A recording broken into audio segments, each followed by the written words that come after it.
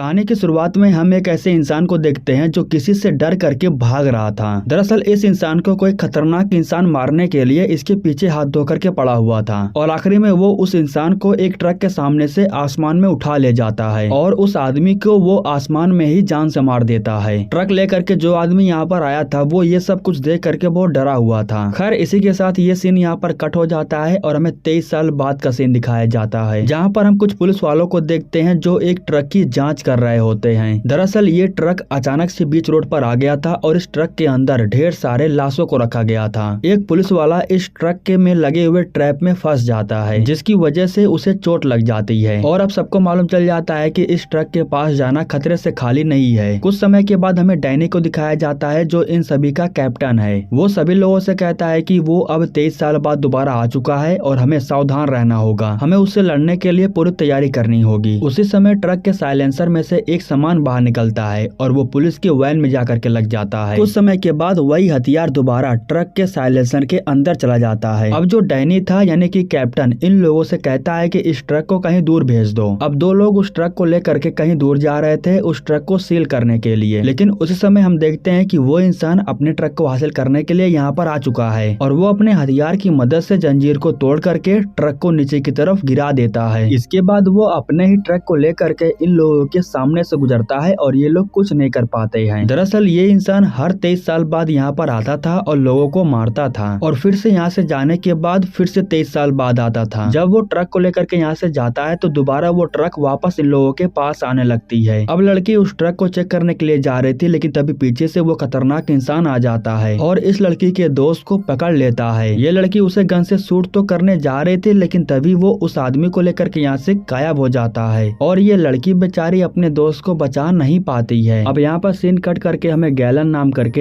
एक बूढ़ी औरत को दिखाया जाता है। वो यहाँ से दूर पेड़ के नीचे अपने बेटे कैनी को खड़े हुए देखती है, तब वो उससे बात करने के लिए जाती है। कैनी अपनी माँ से कहता है कि आप लोग यहाँ से चले जाओ क्योंकि वो यहाँ पर दोबारा आ चुका है और वो अपने सामान को लेने के लिए यहाँ पर जरूर आएगा क्योंकि उसके एक सामान को यहाँ पर दफनाया गया है। इस बार जब वो यहाँ पर आएगा तो वो सबको मार देगा, इसलिए मैं कह रहा हूँ कि आप लोग यहाँ से चले जाओ। अब गैलन की बेटी एलिस को दिखाया जाता है। वो अपनी माँ को किसी से बात करता हुआ देखती है। तब इसके बाद हमें मालूम चलता है कि केनी की मौत हो चुकी है और गैलन अपने बेटे के आत्मा से कभी कभी बात करती रहती है, लेकिन उसकी आत्मा को कोई और नहीं देख सकता है। अब इसके बाद एलिस अपने घोड़े को घास खिलाने के लिए चली जाती है, लेकिन घोड़े को खिलाने के लिए इनके पास चारा नहीं था और इनके पास इतने पैसे भी नहीं है कि ये लोग चारा खरीद पाए। जहाँ से ये लोग चारे को खरीदते हैं वहाँ से काफी ज्यादा उधार भी हो चुका है। हालांकि उसकी माँ कहती है कि घोड़े को बेच दो, लेकिन वो घोड़े को बेचने के लिए तैयार नहीं थी। एलिस अपने घोड़े से बहुत प्यार करती थी और उसे अपना परिवार मानती थी। अब इधर हमें डैनी और डेविस को दिखाया जाता है जो उस इंसान को मारने की पूरी तैयारी कर रहे थे। पिछली बार इन लोगों ने उस इंसान को मारने की पूरी कोशिश किया था, लेकिन वे लोग उसे मार नहीं पाए थे क्योंकि इनका कोई भी हथियार उस इंसान को मार नहीं पा रहा था। इसीलिए ये लोग इस बार अपने आदमियों के जरिए एडवांस वीपन को मंगवाते हैं। इन लोगों को लगता है कि इस वीपन के जरिए ये लोग उस इंसान को मार सकते हैं। स्टीव नाम का जो इंसान था वो इस वीपन को लेकर के इन लोगों के पास आया था और इन लोगों को बताता है कि इस वीपन से 1 मिनट में 6000 गोलियां निकलती हैं और इस वीपन की मदद से हम उस इंसान को आराम से मार पाएंगे। अब यहाँ पर सीन कट करके हमें कुछ दोस्तों के ग्रुप को दिखाया जाता है। ये लोग बाइक राइडिंग करते हुए काफी दूर निकल गए थे और ये लोग पहुंच जाते हैं उस इंसान के ट्रक के पास जो लोगों को मार रहा था, लेकिन इन लोगों को इन सब के बारे में बिल्कुल भी नहीं पता था।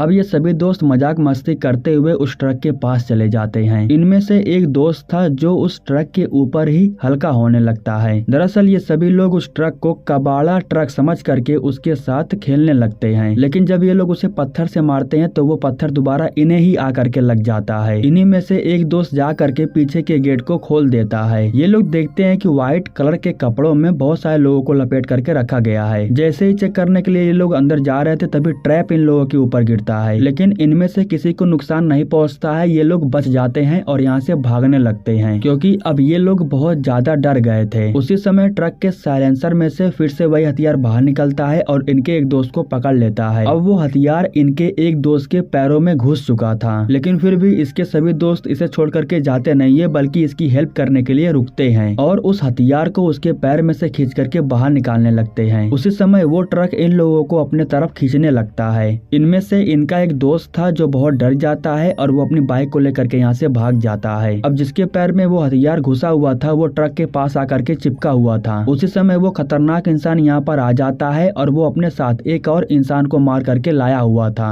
अब उस इंसान को देखने के बाद ये लोग बहुत ज्यादा डर जाते हैं और अपने दोस्त को छोड़ करके यहाँ से भागने लगते हैं। इसके बाद ये इंसान उन दोनों को मारने के लिए अपना हथियार को उनकी तरफ फेंक देता है, जिसकी वजह से उन दोनों दोस्तों की मौत हो जाती है। लेकिन उसी समय इस इंसान को मालूम चलता है कि इस ट्रक के ऊपर इनका एक दोस्त हल्का भी हुआ था। यह देख करके यह इंसान और भी ज्यादा गुस्सा हो जाता है और जो लड़का यहाँ से भाग रहा था वही लड़का ट्रक के ऊपर हल्का हुआ था। वो हेल्प के लिए गुहार लगा रहा था, लेकिन तभी वो इंसान आकर के उस लड़के को उठा ले जाता है। सीन कट करके हमें मॉरिस को दिखाया जाता है जो घास को इकट्ठा कर रहा था। तभी उसके दुकान पर घास खरीदने के लिए एलिस आती है। वो मॉरिस से कहती है कि उसे घोड़े को खिलाने के लिए घास चाहिए, लेकिन चेक करने के बाद वो कहता है कि वो उसे घास नहीं दे सकता है। अब एलिस यह सुनने के बाद मॉरिस के पिता से बात करने के लिए वो दुकान के अंदर चली जाती है और कुछ समय के बाद एलिस मुंह लटका करके बाहर आती है और अपने वैन में जाकर के बैठ जाती है। इसका मतलब साफ था कि मॉरिस के पिता ने भी हेल्प करने से मना कर दिया है। तब मॉरिस अपने पिता के पास जाता है और उन्हें कुछ पैसे देते हुए कहता है कि मैं चाहता हूँ कि आप एलिस की हेल्प करो। तब उसके पिता कहते हैं कि उसने अभी तक उधार को नहीं चुकाया है और तुम भी उसे भूल जाओ, वो एक कंगाल घर की लड़की है। इसके बाद हम देखते हैं कि मॉरिस ढेर सारा घास लेकर के एलिस के पास जाता है। मॉरिस एलिस के लिए ये सब कुछ इसलिए कर रहा था क्योंकि वो उससे बहुत प्यार करता है और वो एलिस को दुखी हालत में बिल्कुल भी नहीं देख सकता है। घास मिल जाने के बाद एलिस उसे शुक्रिया कहती है। यहाँ पर सीन कट होता है और हमें गैलन को दिखाया जाता है। उस इंसान का जो सामान यहाँ पर दफन किया गया था, गैलन उसे खोद करके बाहर निकाल रही थी। जब वो उस इंसान के सामान को निकाल करके बाहर लेकर के जाती है, तब हमें मालूम चलता है कि उस इंसान का कटा हुआ हाथ यहाँ पर दफनाया गया है और इसी हाथ को लेने के लिए वो इंसान यहाँ पर दोबारा आने वाला था। ठीक उसी समय वो हाथ गैलन के हाथों को पकड़ लेती है और उसे ऊपर की तरफ उठाने लगती है। वो हाथ भले ही कटा हुआ था, लेकिन अभी भी उसके अंदर जान था और वो गैलन को उठा करके उसे जान से मारने ही वाला था। खैर यहाँ पर सीन कट करके हमें मॉरिस को दिखाया जाता है जो एलिस को लेकर के अपने साथ शहर की तरफ गया था, जहाँ पर वो देखता है कि सभी लोग बहुत ज्यादा डरे हुए थे और ट्रक के नीचे जाकर के छुपे हुए थे। सभी लोगों का कहना था कि वो यहाँ पर आने वाला है और सबको मार देगा। मॉरिस कार को स्टार्ट करने की कोशिश कर रहा था, लेकिन कार स्टार्ट नहीं हो रही थी। ठीक उसी समय एक इंसान जख्मी हालत में उसके कार के ऊपर आकर के गिरता है और वो इन लोगों से बार बार हेल्प मांग रहा था। इसके बाद हमें मालूम चलता है कि वो इंसान यहाँ पर आ गया है और लोगों को मार रहा है। ठीक उसी समय वो इंसान इन दोनों को देख लेता है और इन्हें मारने के लिए इनके कार के पास आ जाता है। वो इनके कार के शीशे को फोड़ देने के बाद इनके कार को उल्टा कर देता है और एलिस को उठा करके यहाँ से लेकर के चला जाता है। हालांकि मॉरिस यहीं पर था, लेकिन वो कुछ नहीं कर पाता है। अब डैनी और डेविस भी उस हाथ को देखने के लिए गैलन के घर आए हुए थे। वो डैनी को बताती है कि उस रात मेरे पति को उस आदमी का कटा हुआ हाथ मिला था, जिसके बाद हम दोनों ने ही उस आदमी के हाथ को गन से शूट किया और उसे यहीं पर दफना दिया। हमने सोचा इससे वो मर जाएगा और वो दोबारा यहाँ पर कभी नहीं आएगा, लेकिन हमारी सोच गलत थी क्योंकि वो दोबारा यहाँ पर आने वाला है अपने हाथ को लेने के लिए। गैलन ने उस हाथ को एक सामान से ढक करके रखा हुआ था। सीन कट करके हमें एलिस को दिखाया जाता है जो उसके ट्रक के अंदर थी और इसी ट्रक के अंदर एक और लड़का था जिसे उस इंसान ने उठा करके लाया था और वो अभी जिंदा था। एलिस कहती है कि हमें यहाँ से बाहर निकलने के लिए कुछ करना होगा। वो लड़का जाकर के जैसे ही बटन को दबाता है तो ट्रक में से एक सामान निकल करके उसके सर में ही घुस जाता है, जिसकी वजह से मौके पर ही उस लड़के की मौत हो जाती है। इधर जो डैनी था उसने अपनी पूरी टीम को बुला रखा था। ये सभी लोग यहाँ पर उस इंसान के हाथ को चेक करने के लिए आए हुए थे। ये लोग ये देख रहे थे कि आखिर वो इंसान किस चीज से बना हुआ है और उसे कैसे मारा जा सकता है। डैनी जैसे ही उस कटे हुए हाथ को पकड़ता है तभी वो हाथ डैनी को ऊपर की तरफ खींचने लगता है। डैनी के शरीर में काफी ज्यादा दर्द हो रहा था, इसलिए वो काफी ज्यादा चीख चिल्ला रहा था। उसकी आंखें भी पूरी तरीके से उल्टा हो चुका था। जैसे तैसे करके ये लोग हाथ को अलग करते हैं और उसे ले जाकर के रख देते हैं। खैर इसके बाद इन लोगों को खबर मिलती है और ये लोग निकल जाते हैं उस इंसान को मारने के लिए। ये लोग कार को ड्राइव करते हुए उस इंसान के ट्रक तक पहुंच जाते जाते हैं और डेविस जैसे ही उसके ट्रक पर शूट करता है तो गोली उल्टा आकर के इनकी वैन पर लगती है। इस चीज को देख करके ये लोग बहुत ज्यादा हैरान हो जाते हैं। खैर अब कुछ समय के बाद वो ट्रक ठीक बिल्कुल स्टीव के पास आ गई थी। वो उस ट्रक पर शूट करता उससे पहले ही डैनी उससे कह रहा था कि उस ट्रक के ऊपर शूट मत करना, लेकिन स्टीव उसकी बातों को सुन नहीं पाता है और लगातार उस ट्रक के ऊपर फायरिंग करता है, जिसकी वजह से सारी गोलियां उल्टा आ करके स्टीव और उसके ड्राइवर को लगती है और इस तरीके से उनके कार के साथ साथ डैनी के कार का भी बहुत ही बुरी तरीके से एक्सीडेंट हो जाता है। डैनी इस समय बेहोश पड़ा हुआ था और डेविस देखता है कि वो ट्रक दोबारा इन लोगों के पास आ रही थी, जिसके बाद डेविस गन को लेकर के कार से बाहर आ जाता है। अब वो इंसान डेविस को भी देख लिया था और वो ट्रक से बाहर निकल करके उसके पास आ रहा था। डेविस उस इंसान को गन से शूट करता है, जिसकी वजह से उसका टोपा ही उड़ जाता है। अब दोबारा डेविस उसे शूट करता उससे पहले ही वो इंसान डेविस के ऊपर ही हमला कर देता है। इसके बाद डैनी अपने दोस्त को बचाने के लिए फौरन उस वीपन के पास चला जाता है। उसी समय वो इंसान उड़ करके डैनी के ऊपर हमला करने के लिए आ रहा था, लेकिन तभी डैनी लगातार गन फायरिंग करके उस इंसान को शूट कर देता है। लेकिन इन सब चीजों से उस इंसान को कुछ भी नहीं होता है, बल्कि वो डैनी के ऊपर हमला करके उसे मार देता है। डेविस दूर खड़े हो करके अपने दोस्त को मरता हुआ देख रहा था। वो अपने दोस्त को बचा नहीं पाता है। अब वो आदमी एलिस को मारने के लिए दोबारा अपने ट्रक में आ गया था। एलिस डर की वजह से पीछे की तरफ चली जाती है। वो एलिस को मारने के लिए अपना हथियार निकालता है और एलिस के पास जाता है, लेकिन उसी समय एलिस बटन को दबा देती है, जिसकी वजह से ये इंसान जख्मी हो जाता है और एलिस को यहाँ से भागने का एक मौका मिल जाता है। लेकिन जैसे ही वो ट्रक के बाहर जाती है तभी वो इंसान दोबारा आ करके उसका पीछा करने लगता है। वो अपने हथियार को फेंक करके एलिस को मारने वाला था, लेकिन पीछे से एक ट्रक आ करके उसे ठोक देती है, जिसकी वजह से उस इंसान का एक्सीडेंट हो जाता है और एलिस को यहाँ से भागने का अच्छा मौका मिल जाता है। अब जो इंसान ट्रक को ड्राइव कर रहा था वो नीचे उतरता है। उसे ऐसा लग रहा था कि उसकी वजह से एक इंसान की मौत हो गई, लेकिन तभी वो इंसान दोबारा आ करके इस ट्रक ड्राइवर को ही उठा ले जाता है। इसके बाद वो इंसान अपनी ट्रक को लेकर के गैलन के घर के पास आता है अपने हाथ को लेने के लिए, लेकिन यहाँ पर वो देखता है कि उसका जो हाथ था वो मरा हुआ था। इसके बाद वो अपने उस हाथ को उठाता है और उसे तोड़ देता है और उसे तोड़ देने के बाद वो काफी जोर से चिल्लाता है, जिसकी वजह से वो अपने साथ जितने भी कौवों को लेकर के घूमता था वे सभी कौवे मर करके नीचे गिरने लगते हैं। इधर एलिस भी वापस भाग करके सही सलामत मॉरिस के पास आ गई थी। अब इस तरीके से वो इंसान मरा तो नहीं था, लेकिन फिर भी 23 साल के लिए वो गायब हो चुका था। अब 23 साल के लिए इन लोगों को डरना नहीं था। खैर उस इंसान की मौत तो नहीं होती है, लेकिन ये कहानी यहीं पर समाप्त जरूर हो जाती है। दोस्तों हमारे YouTube चैनल को सब्सक्राइब करने के लिए आप लोगों का दिल से शुक्रिया।